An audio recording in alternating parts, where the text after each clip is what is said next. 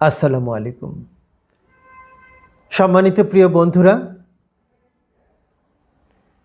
বাংলাদেশের জনগণ অধীর আগ্রহে অপেক্ষা করছে একটা সুষ্ঠু, সুন্দর, গ্রহণযোগ্য নির্বাচনের জন্য।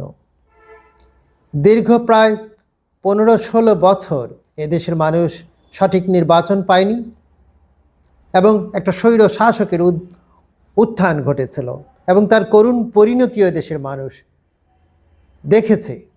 আজকে যে কিছুদিন পরে, কয়েকদিন পরেই যে নির্বাচন কমিশনের নির্ধারিত ডেট অনুযায়ী যে নির্বাচন কাজে সবাই প্রতীক নিয়ে ঝাঁপিয়ে পড়বে এবং আগামী 12 ফেব্রুয়ারি তারা সেই নির্বাচনে অংশগ্রহণ করবে।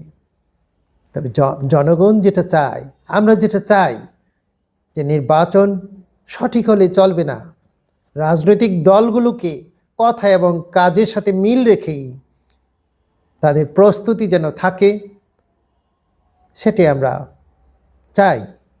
বন্ধুরা, বাংলাদেশের জনগণের অনেক অনেক তাদের আত্মত্যাগ, এই আত্মত্যাগের বিনিময়ে যে রাষ্ট্র গঠিত হয়েছে, যে রাষ্ট্রের গণতান্ত্রিক প্রক্রিয়া চালু হয়েছে, এটাকে কোনোভাবেই যেন ছোট করা না হয় এবং রাজনৈতিক নেতারা আগামী দিনগুলোতে তাদের জবাবদিহিতার অবস্থানটা যেন আরও সুস্পষ্ট করে, এটা বাংলাদেশের মানুষ চায়।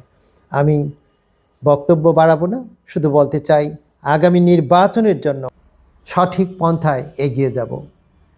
আমাদের জনগণ এই নির্বাচনে অংশগ্রহণ করবে, এটা তারা চায় এবং নূতন প্রজন্ম যারা ভোট দেয়নি তারা কিন্তু খুব উৎফুল্ল যে এই নির্বাচনটা কিভাবে সুন্দর হয় এবং আমাদের সবার কাছে গ্রহণযোগ্য হয়।